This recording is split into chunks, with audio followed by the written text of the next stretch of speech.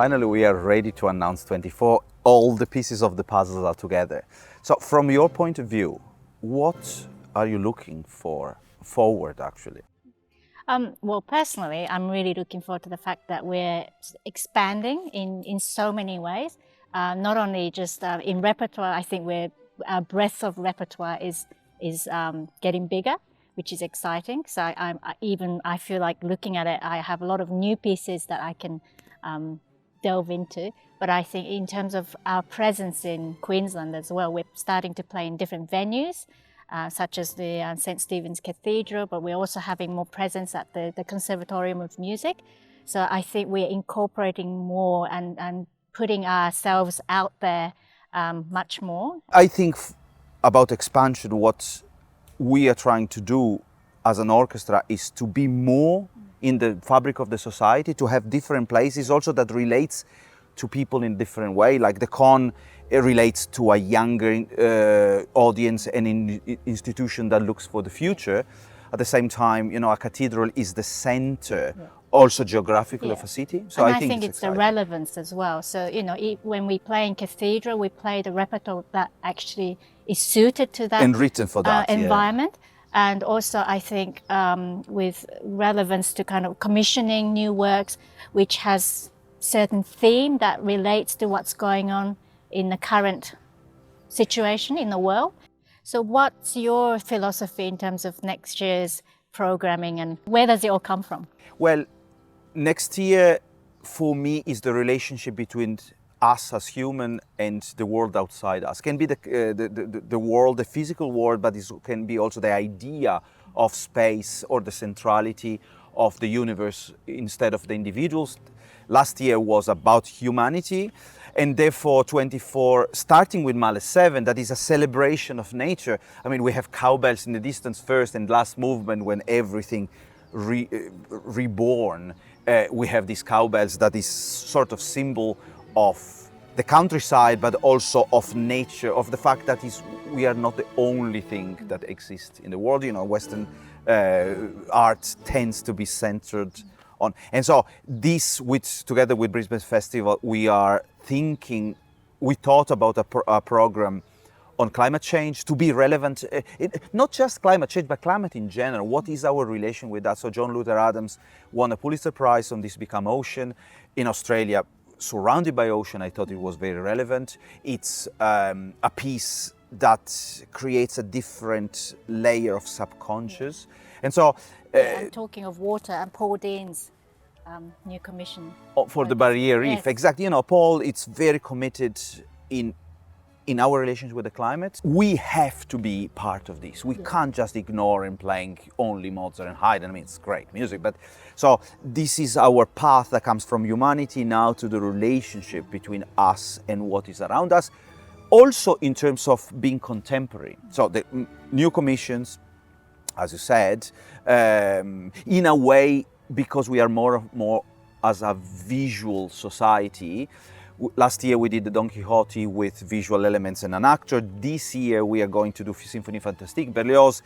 It's the life of an artist that was madly in love, and we will have the same actor, Eugene Gilfeder. So there are many streams that are continuing and new things that are coming in. Yes. I'm very excited to continue the Mahler thread from this year and to next year with, I'm doing Mahler 4 in my up close.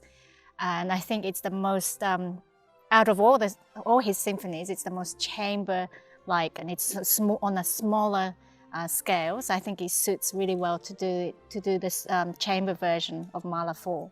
I agree. And I think, since you came to the orchestra, you introduced this concept that for some orchestra is normal, but here was not historically done, to have these programs that don't have a conductor, but they are led by you. But at the same time, everybody has to sort their problems real time, because it's basically about looking and listening and not following a conductor. Well, this is not one of my programs, so I'm pretty jealous about that. But, for a violinist, playing Heldenleben is basically to play a concerto. So, have you played it before? Yes, I have. I've played it a few times, actually. the first time I was 17, and I had to do this competition with London Symphony Orchestra, and one of the requirement in the final was to do the Heldenleben solo with LSO. Oh, so that's I a good can say I debut. played Yeah. it with LSO.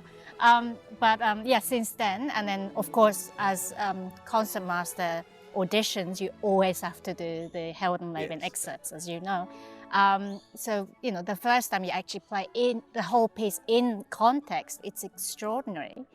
And it's a huge undertaking. And you know, it's exciting and scary, but it's, I've always loved playing the Heldenleben. I have to say though, my personal highlight, the top highlight will be the last of our Maestro program, which is we're playing the Brahms double together, and also we're doing the Strauss Four Last Songs, which is probably, if I had to pick, you know, 10 top pieces, that would definitely be in there, the Strauss songs. So, but doing the Brahms double with you as a cellist, not as a conductor, but we're talking about play directing. That's what we're doing, which is very exciting because it's not often that you do that, particularly with a piece like that, which is so symphonic, essentially.